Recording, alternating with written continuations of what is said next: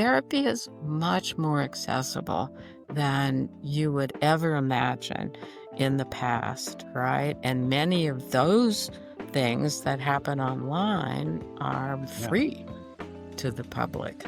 That's so interesting because obviously when I think of therapy, I think of it being a one-on-one, I'm paying a therapist hundreds of dollars an hour to Mhm. have a dialogue. Right. But what you're saying is, no. The benefits of therapy aren't restricted.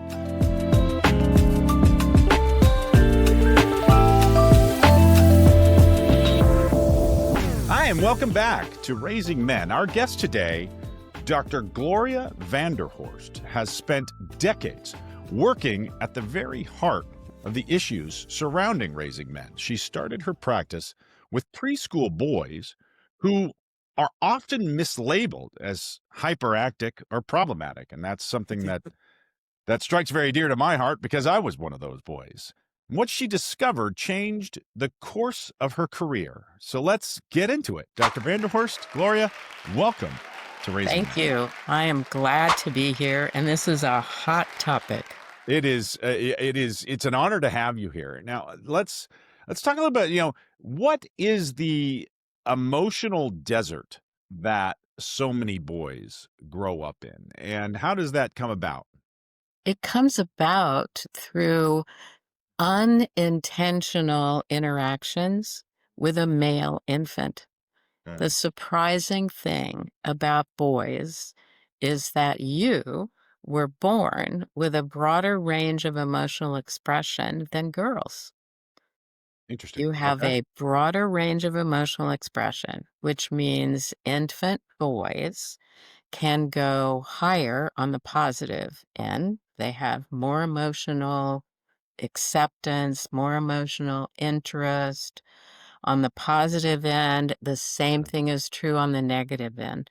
All right. They can go lower, deeper, and they are born with this capability. They are different from females at the very beginning. They have a much broader range of emotional expression. But by and large, they interact with females, mother, nannies. Right. That's changing because there are many more men at this point staying home to raise their children than there were in the past, but still the majority. And I think if we tracked those infants, we'd see something dramatically different in their emotional capability. But by and Yeah, large, and I can imagine that the work from home phenomenon is also contributing positively to that. I mean, for I sure. I am not a stay-at-home dad by any stretch of the imagination, but I walk Mhm. my boy to school every day. Mhm. I spend a lot of time around him that I wouldn't spend if I were going to an office every day. Right.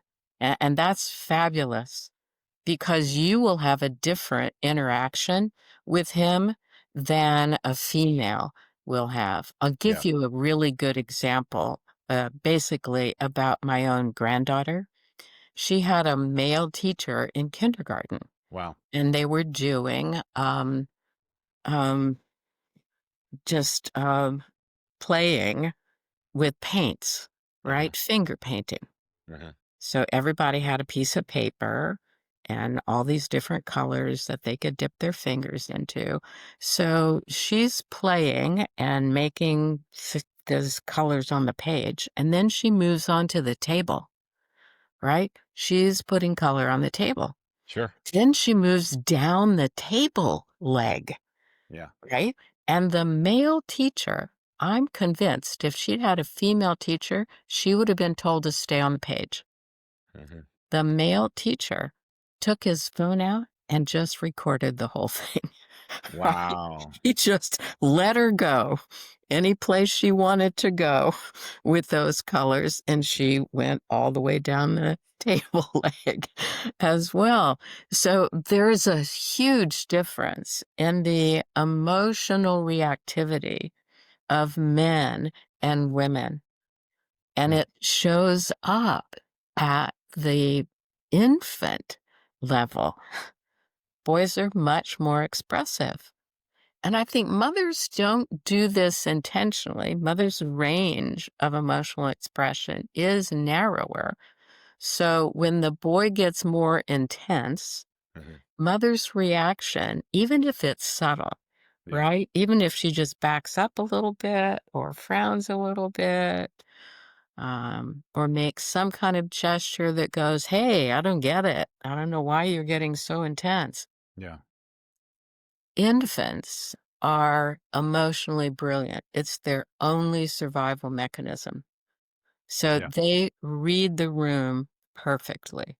So if mother is giving me negative feedback as a little infant boy, I'm going to narrow that range. Yeah. Sure. I learn immediately, oops, that wasn't popular. That's not safe. And so I'm going to narrow the range of expression. Boys do that in infancy. And then they start to walk. And boy, do we go after them emotionally. Hmm. I tell people go to a playground, watch the interaction between parents and a little girl, parents and a little boy, right? The little girl falls off the slide, skins her knee, runs up to mom or dad. She gets Mhm. picked up Yeah. and asked, "What happened?"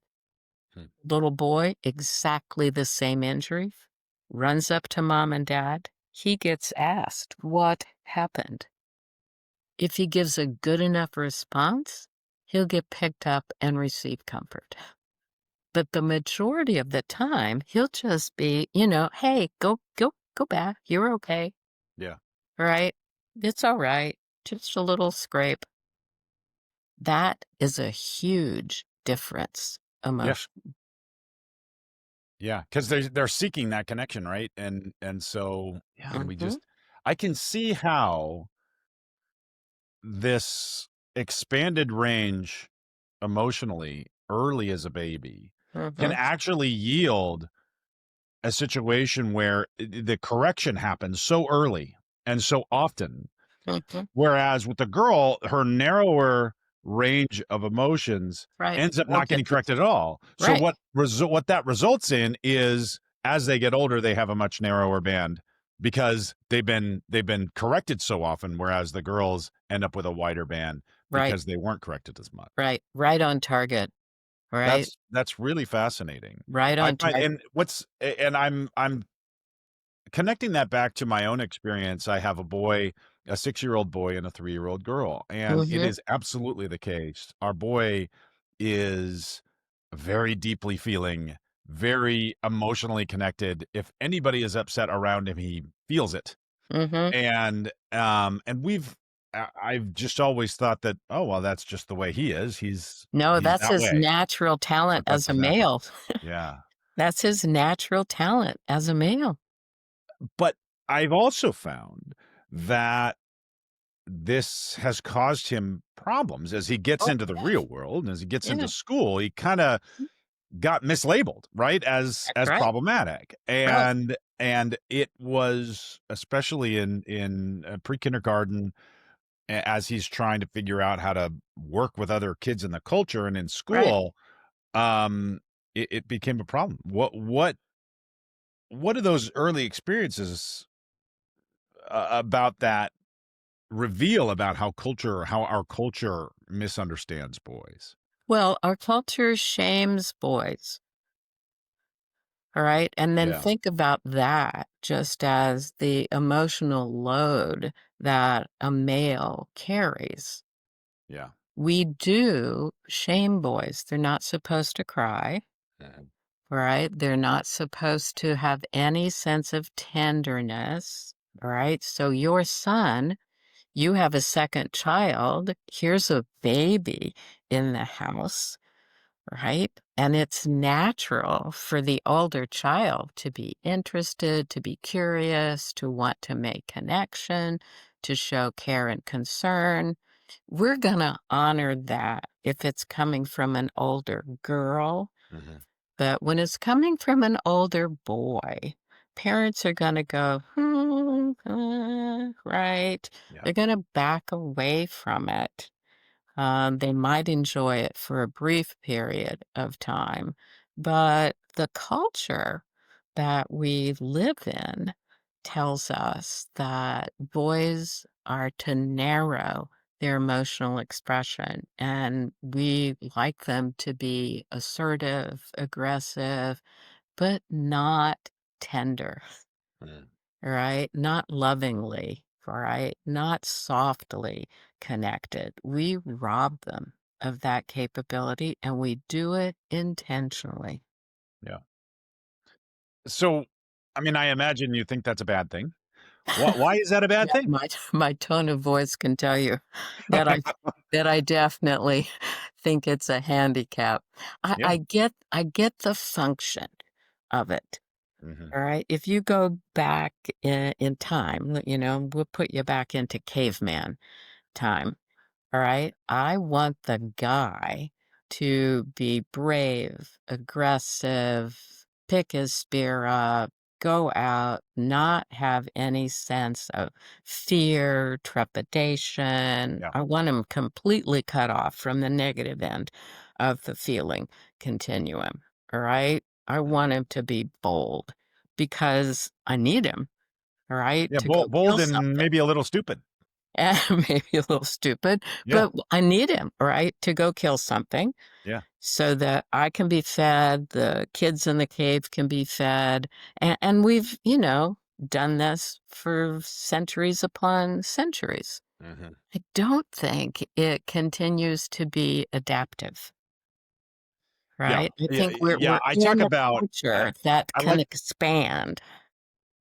yeah, I like to talk about the 2 brains, right? We have what Mhm. I call the Conan the Barbarian brain, which is that brain that the one that can go out and kill the food. Right, mhm, And react right. instantaneously with violence if needed and on all of those sorts of things.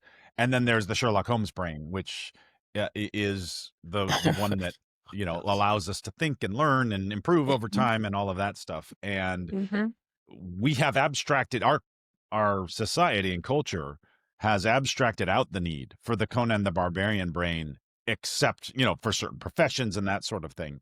And so that means that if boys are particularly good at dropping into that Conan the Barbarian brain, right, and that's it's right. harder to stay in the Sherlock Holmes brain.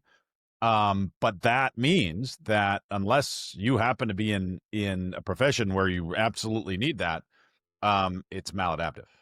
It And is maladaptive, right? So we rob boys yeah. of that capability, right? We keep them in the Conan Barbarian brain piece, and then we expect them to grow up to have intimate relationships with the opposite sex or Mhm. with the same sex, but we expect them to have emotional relationships.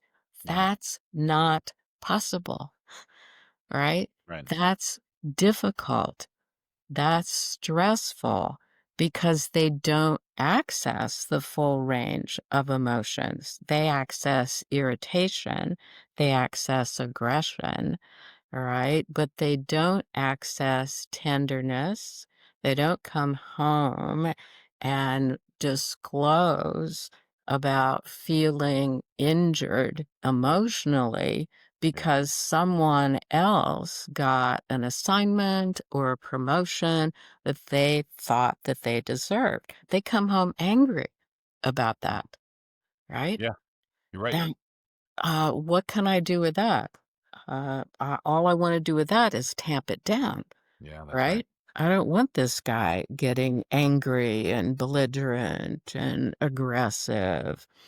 Um, but he can't access the disappointment, right? He can't access the fear that, gosh, I may never get this promotion or this assignment that I think I'd be great at. So we have developed the opposite of what we want for couple relationships. We've made it impossible for the guy to tap into softer feeling states and actually be heard Yeah. about those injuries.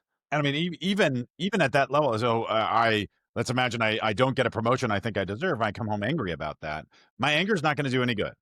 Right. It doesn't anger does not solve any problems in our modern culture. I'm Right. not It's a going secondary to feeling. You feel yeah, something else first.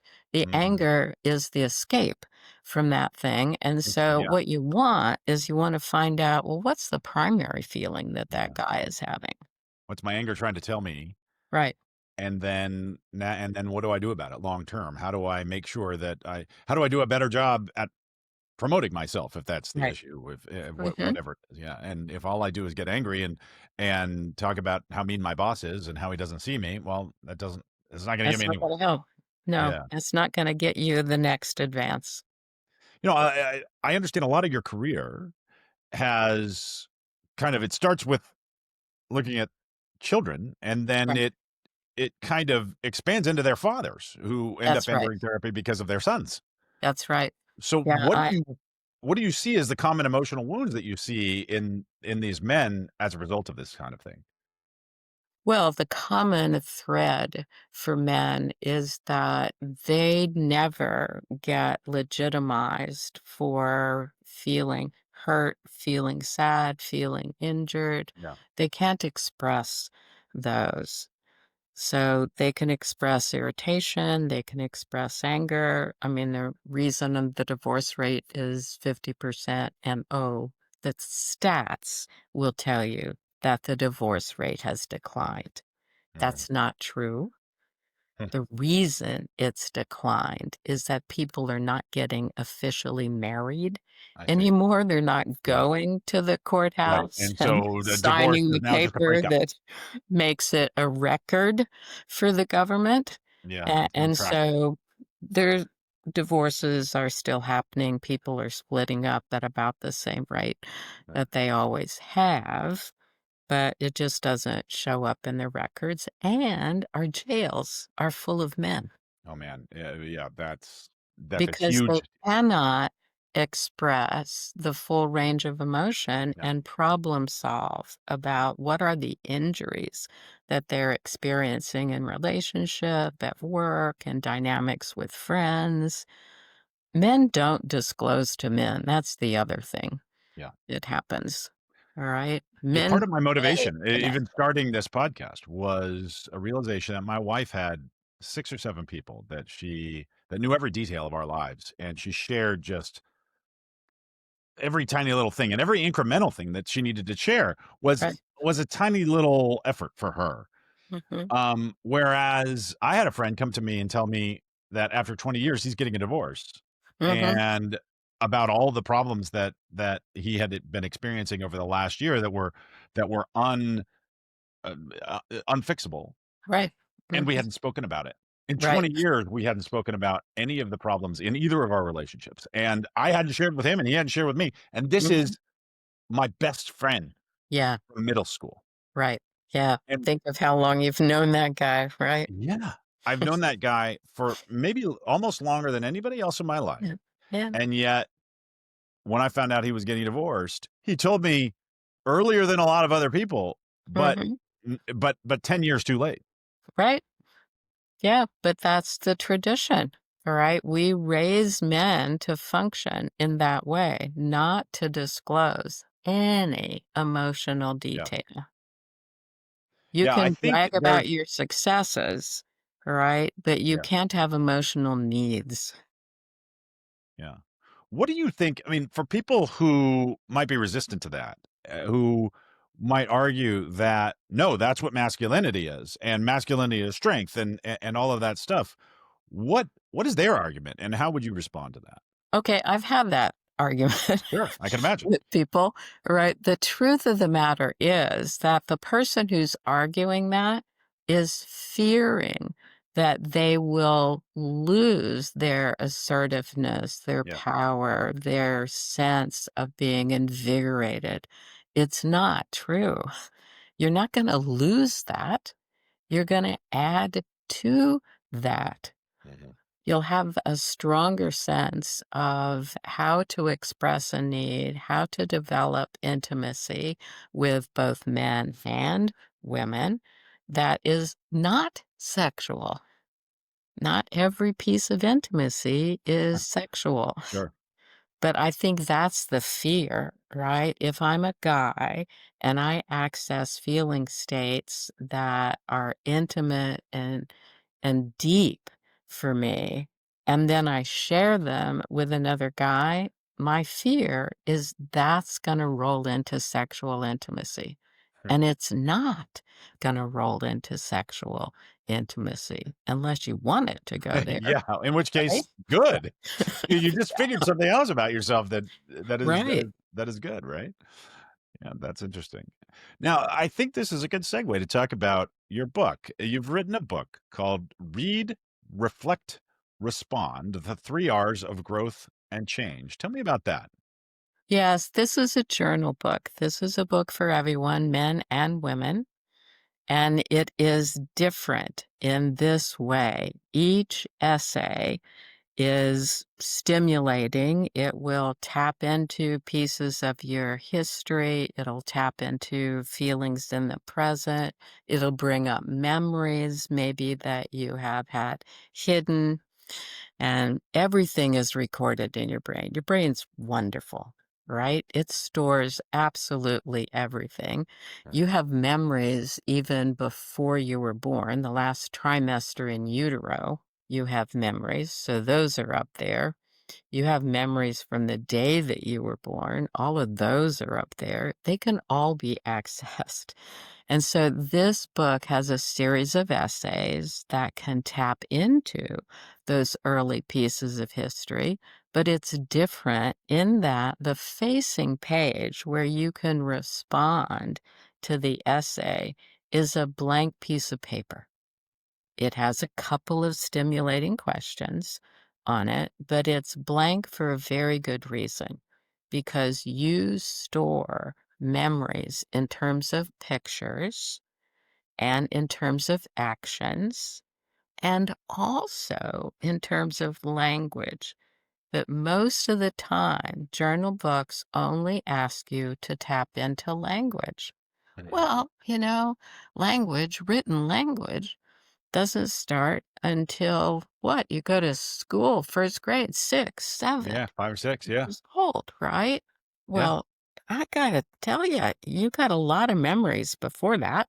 Mm. And from 6, 7, when you add language to your brain, Man, you you just said 6, still 7, and my kid is gonna go crazy.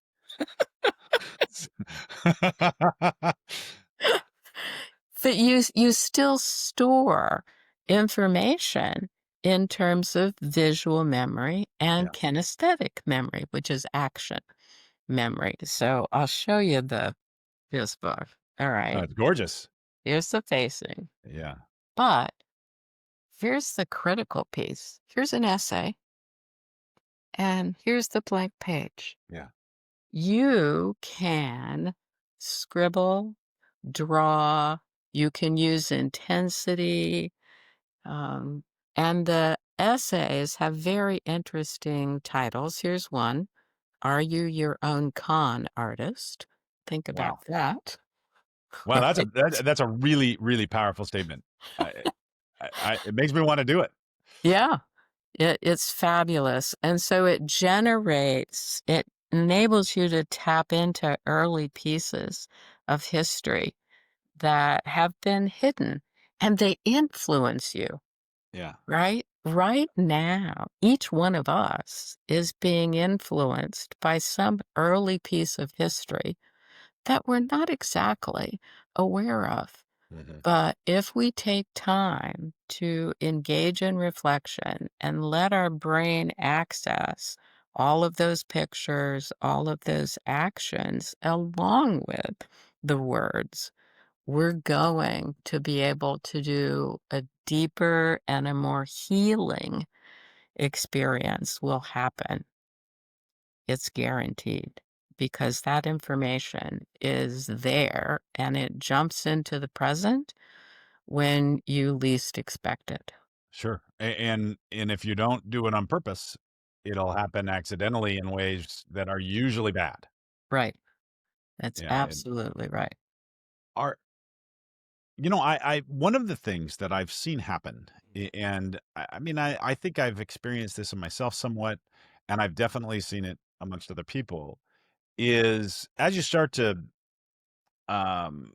to access these old memories and Mhm, these old stimuli, mhm, um, the results can be very strong, and the intention is to say, "Oh, okay, now I understand why I react in this way right, to this thing, why I get so mad when my wife doesn't replace the toilet paper roll. Like, that should be a right. minor thing, and yet Mhm, it turns into this enormous thing, mhm, and now I understand why."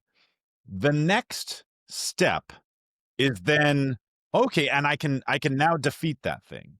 But one mhm. of the next steps that can happen is, oh, now I can blame that thing that happened back when I was 5 years old for my emotional outburst and justify it. And those are the two possible things. And sometimes people go to that other place, which what how do you keep from doing that? It isn't a matter of keeping from doing Okay. that, alright? That's one of the advantages of therapy is that if you're the guy who does that, you have to have someone challenge you, Mhm. alright? Yeah, Because the only reason that you'll hold on to the justification is fear. I I'm see. afraid that if I really look closely at my emotional needs, that they will not be filled, Mhm. right? And then I really will be crushed. Then I'll really be in trouble It's because like now not going to the doctor because you're worried you might have cancer. that's right. It's Yeah. exactly like that. And that's so common Mhm. in men. Men do not take care of themselves out of fear. All Sure. right. That's why they die younger. That's why they have more diabetes. That's why they have more heart problems. That's why they're more overweight. It's fear. I think, in my own personal experience, therapy has been so helpful in so many ways, and yet therapy really isn't accessible to everybody, either because of cost or cognitive dissonance, or there aren't enough therapists in the area, or any of those things. And it seems to me like your book is a way to help bridge that gap. It's definitely a way to help bridge that gap, and I would also it's like an introduction to Yeah. therapy, if you will, right? If I'm able to respond to these things, to the essays, if I'm able to get insights into some of my early history, then I'm more open to exploring myself. But I'm gonna challenge you about the accessibility of therapy Mhm. because there are changes taking place, all right? Internal family systems, which is a marvelous process for understanding yourself, is opening up to the public, right? And having workshops, having presentations, having online services provided, having group experiences. Therapy is much more accessible than you would ever imagine in the past, right? And many of those things that happen online are Yeah. free to the public. That's so interesting because when I think of therapy, I think of it being a one-on-one. I'm paying a therapist Hmm. hundreds of dollars an hour to have a dialogue. Right, But what you're saying is, no, no, no. The benefits of therapy aren't restricted to right. just that one-on-one. That might be, It's a kind of. that's a fabulous way to grow, right? Because it Yeah. I mean, it's great, fine if you can afford it. right? I, but there You are can also get it pro bono. I will sure, put in a plug sure, for pro bono services, yeah, yeah, yeah. but it's I love more accessible, um, month after month after month, year after year. The availability of being able to tap into therapeutic resources is increasing over time, and people need to know that so that they can take advantage of that. Yeah, and I think that that group setting also helps with another real deficiency in the masculine experience, which is Mhm. lack of community. Mhm. And and so I can kind of kill two birds with one stone there, can't I? That's right. You absolutely can. Yeah. Yeah. It's interesting. I've run men's groups before. Mhm. And you get a group of men in a room together, and the first thing they must do is they must posture Yes, with each other, right? absolutely. Yeah, we're playing a status game, right? That's right. Yeah. That's right. And so that has to there has to be time and space for that at the beginning of a group experience if it's all male. Um, Women do some posturing, but usually they're really ready to dive into emotion. Interesting. Men need to test out, is this going to be a safe place for me? Yeah. Right? Can I Yeah. bring my success into the room and get acknowledged and valued? And if I can bring my success into the room and get valued, then I can take the risk of bringing my need, bringing my sorrow, bringing my worry into the room. And it's incredible to Sure. watch a group of men actually support each other, go deeper in terms of disclosure with each other, and create safety for each other. And that's happening all over the United States. There are more men groups, there are retreats that are offered for men specifically just to take that deeper dive into who are you, what's your history, what's the emotions that you've experienced and packed away or denied as important to you. And it's you can do a search online and find those organizations. A Yeah, lot and of group work is online. we'll put some links in the show notes. But you've touched on something that I really want to drill into for a moment, Mhm. and that is that for men to experience the kind of emotional safety that is required in order to open up in this context, there's almost a ritual that has to take place, Yeah, and absolutely. women don't have that. They do not. They don't have to go through that process. So my wife experiences emotional safety differently than I do.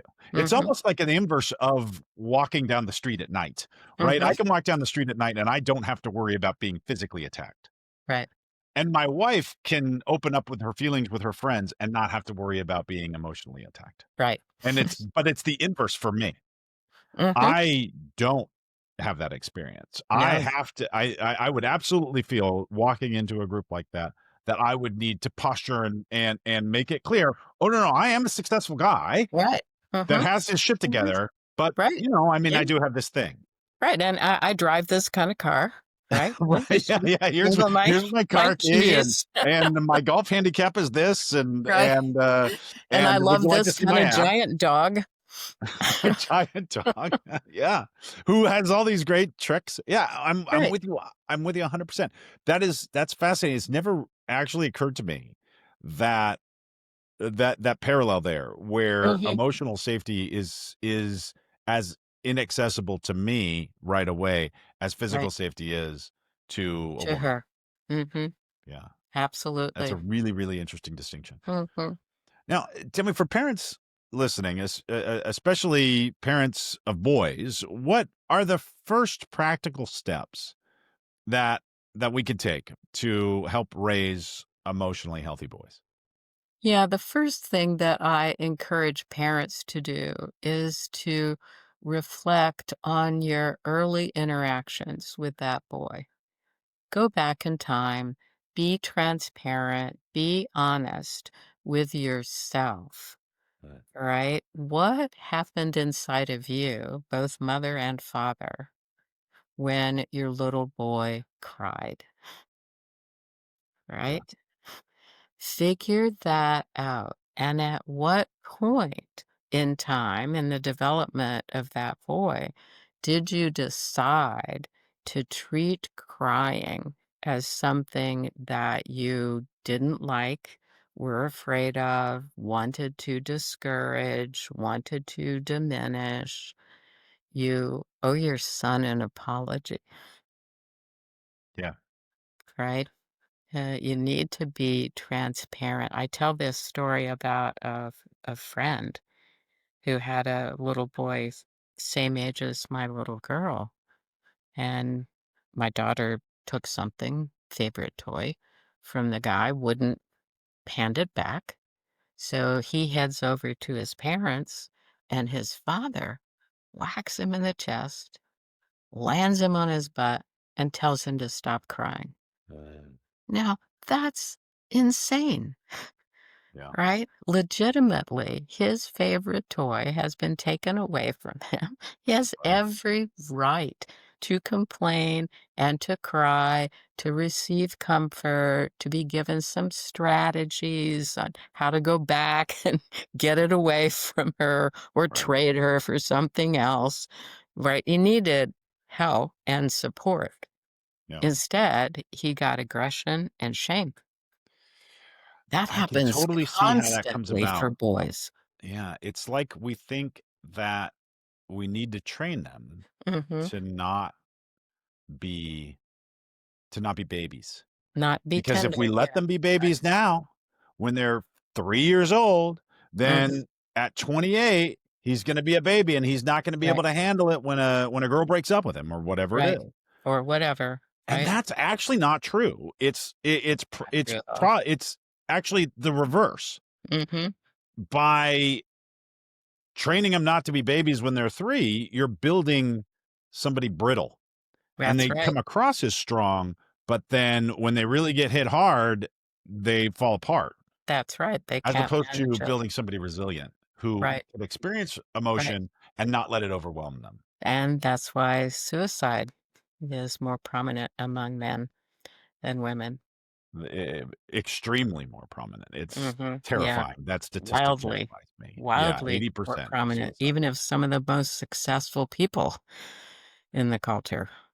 Yeah, So, it's yeah, criminal that we are not paying closer attention to allowing acceptance of the full range of emotions in our infants, toddlers, preschoolers. That's the target. yeah. That's the place it has to start. That's a beautiful sentiment, and I is it happening or is it not happening? It Are we actually moving in the right is direction? happening. It actually is happening. The sociological research will show you that teenage boys, for example, in this day and age, have more access to their emotions than their fathers did at that same age. So it is happening. Yeah, But at the same time, there's this layer for both males and females of discouraging emotional expression. So it's complicated because of the use of cell phones. is that right? Yeah. Tell me about that. Well, you will find two teenagers sitting next to each other, and they're both focused on their cell phone and they're typing. All right. And then if you ask, who are they talking to? Who are they communicating with? It's the person sitting next to them, Each other. Yeah, right? They're talking to each other. So they're missing facial expression, they're missing body posture, they're missing tone of voice. right, 92 or 3% of communication is all of those things. sure, It isn't just the text sure. message. All right. So they're reducing the effectiveness of communication and they're adding uncertainty to their messages. Because if I call you a jerk, right, I don't know if you're a jerk or Yeah, you're a jerk, sure. right? I don't know what it is. Yeah, yeah. That's 100% right, and, I mean, I'm not at the age my son isn't at the age I mean, he's 6 years old, and he's already asking me for a phone. For a phone. Yeah. and he wants to spend all his time on YouTube. And I know that it's gonna when he finds out about Instagram and TikTok and Right, Facebook, he's maybe not Facebook because the youngs that's not cool anymore. right. But I I'm terrified of it. Truth. I Yeah. if I could restrict his ability to access social media of any form Mhm, until mhm. he's 18 years old, I'll do it, Yeah, or 21. The longer the yes, better. I think right? that we are going to realize at some point that we are doing the largest uncontrolled experiment in the history of We are, humanity on our we are. young children Yep, with AI and powered social media. right, we are. We're absolutely it is a huge experiment, and because of the way that we're constructed, it's an experiment that's not gonna turn out well. Yeah. I I I believe in the innate goodness of humanity, and I do think the overall arc of history bends positive, but I don't see how this one resolves well.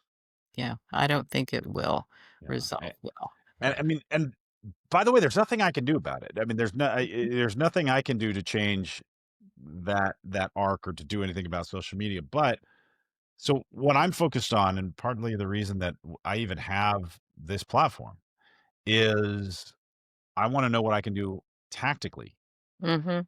I want to know, what are the day in, day out tactics that I can do to make sure. How do I talk to my kid about having a phone and social media and say, yeah, this is why we're not doing it, and we're going to delay it, and these are these are the dangers, so that he has a chance of being able to navigate this culture when he grows up in a way that helps him succeed.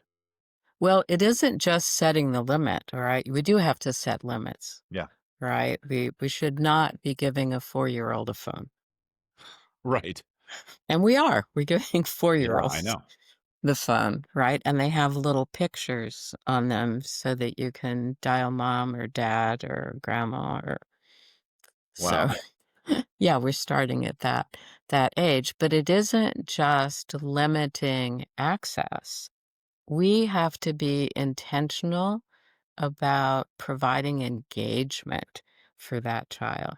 So the wall behind you tells me that you are intentional about providing engagement. All right. It took time for Yeah, your kids to make those things.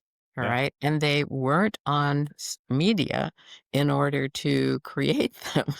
All yeah. right. They had a blank piece of paper in front of them and crayons or paints or Right. colored Yeah, pencils, they had access to being creative. And you obviously are encouraging that because the wall is full, right? yeah, And things are overlapping. And so we have to do those kinds of things. yeah, We have to be intentional about the type of activity that our children engage in, and we have to be thoughtful. We have to plan ahead and say, all right, here's my 6-year-old asking for a cell phone. I'm not going to provide a cell phone, yeah, but what am I going to do so that my 6-year-old feels like he belongs, right? yeah. Because he's asking for a cell phone, Right. probably because someone in his class, or more than one, has a cell phone, Mhm. has some device, and he wants to fit in and belong. So now you have the opportunity to talk about, to plan, to figure out how to meet that need for a sense of belonging and connection. I You're don't making need to such an give you a important cell point phone. here, and I really wanna just underscore it, and Mhm, that is that I can shut down the behavior if I wanted to. mhm. And he can come to me with a cell phone and say, "No, we don't have cell phones. You're not." And he'll ask me, at what age can I have a cell phone?" And I go, "I don't know, man. It's like at least 13, maybe it's 15 or 17. Like it's a long way off." And believe me, he's counting the days until he's Right. 13 so that he can start He pestering me. started a calendar. Absolutely no question. But what I'm not doing if I do that is addressing the underlying need, Right. and I have an opportunity here. He comes to me Yeah. for asking for me for a cell phone, and what I Mhm. can do is he's asked me, "At what age can I get a cell phone?" I can just answer the question, Mm. or I can say, "Well, why do you want a cell phone so bad?" And I can engage him in a discussion and figure out what the root cause of the Right. desire is. Mhm. And then I can go ahead and address that root cause now. And I Right. can train him that you can meet your needs Mhm. in ways, even if you think that the thing to meet your needs is A, you can meet it in Mhm. another way, and that's just as satisfying. Right. Right. And in fact, it's more satisfying. Yeah. I had this really, really interesting thing that happened with my boy yesterday.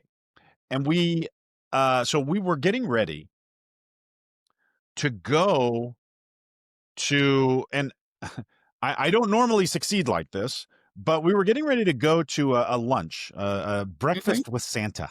Uh-huh. And we were supposed to be there at noon, and it was getting towards the time that we had to leave, and we were a little bit pressed for time, and it was a nice event, so I needed the boy to wear a nice shirt. And Mhm. he spent 10 minutes just absolutely freaking out about the fact that he had to wear a nice shirt. Mhm. And I was stressed because I was trying to get ready in time. And when I finally had the time, I sat him down. I said, why is this so distressing to you? Mhm. And he said, I mean, I feel weird when I'm wearing a nice shirt. And I said, listen, Mm. we're going to this event. Everybody's going to be dressed up. And I promise you, if you're the only one who's not dressed up, that will feel weird. That will feel weird. Yes. And by the way, here's all the great stuff about this event. One of his favorite things in the entire world is buffets. Mhm. He's a big kid. He's hungry all the time. He loves buffets. Plus, he can, make a pancake with candy on it. That's right. And so I said, we're going to this lunch and there's going to be a buffet there. And he Mhm. lights up. And I said, I want you to enjoy this lunch as much as you can. And I promise you that if you wear a nice shirt, you're going to enjoy it more. Mhm. And you're Great and you connection. will feel left out. And I was able to connect it back just luckily Mhm. to this sense. This he felt like he was going to feel left out. He was wearing too nice of a shirt, and it was going to be Mhm. the opposite. And I ended up being right, and he had an amazing time. And but it actually he had spent 10 minutes freaking out about this shirt thing, and it flipped the switch. Mhm. It Mhm. flipped the switch for him. That's fabulous. Yeah, and I actually didn't put that together until just now that that's Mhm. actually what I did, is Mhm. I I I accidentally, haphazardly addressed the root cause of why he was feeling insecure about wearing this shirt, Right.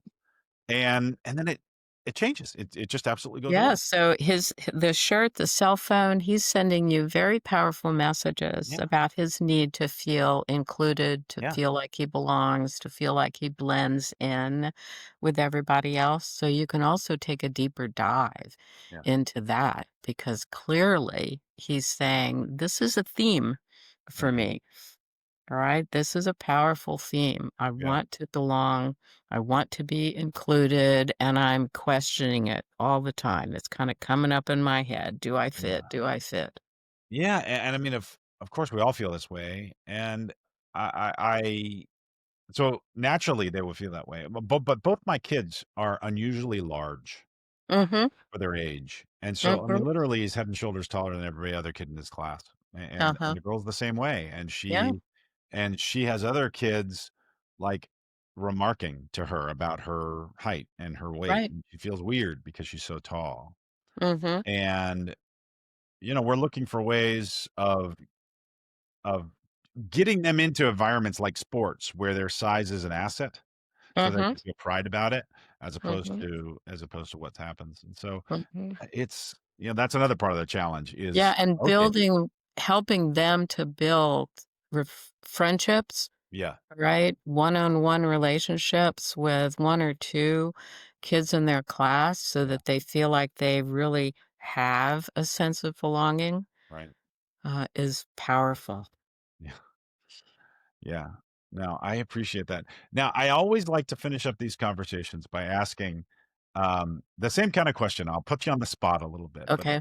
I'm like to collect operating principles about raising young men. Mhm. What is one good operating principle that you might think of to help parents who are raising boys? Yes, I would encourage every parent to take time with their boy to expand his feeling vocabulary. And you can go to my website and get a list of feelings that you can download. It's 4 pages, 3 pages, I guess, and 4 columns of feelings. The truth is, we can all identify what we're feeling, we just can't produce it. So if Yeah, you're scanning that list of feelings, what you are feeling will just jump off the page. yeah, That increases your vocabulary. All right. So now I own that feeling and I couldn't produce it before. Before I could produce, I'm feeling bad, I'm feeling hurt.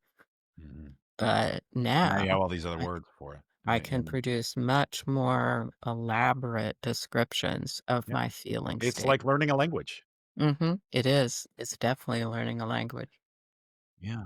Well, so I commit to you now. I'm gonna print that out and put it on the wall downstairs. Yeah, good. In I tell and, people print it out, put one in the kitchen, one yeah, in the living room or where the television is, yeah, and one in the bedroom yeah, so you have easy access. And honestly, it's miraculous, right? You can identify what you're feeling just if you scan the words, but you can't drag it out of yourself. yeah. I'll put it next to so we have this bell, and the bell has a little sticker on it that says "Need love." And so when any of us are feeling like we need love, but That's great. are having trouble, What a great expressing that, tool. we can just ring the bell. That's a good And, tool. so we'll put the list right next to the bell. Perfect. I love that. Well, Gloria, thank you so much You're for welcome, bringing Sean. such depth and compassion and clarity to this conversation. Just listening to your voice makes me feel uh, um, more centered and more Good. powerful. And I really, really appreciate the opportunity to have this discussion with you. For everybody listening, you can follow Gloria's writing, her weekly blog, her resources, and a link to her book through the links in the show notes. And I encourage you to absolutely dive into her content, especially if you're a parent wanting to raise boys with emotional courage or access that stuff yourself. Thank you for joining us today Thank on you. I've Raising. enjoyed it. It's a great Really appreciate it. conversation. Until next time, remember you are a great parent.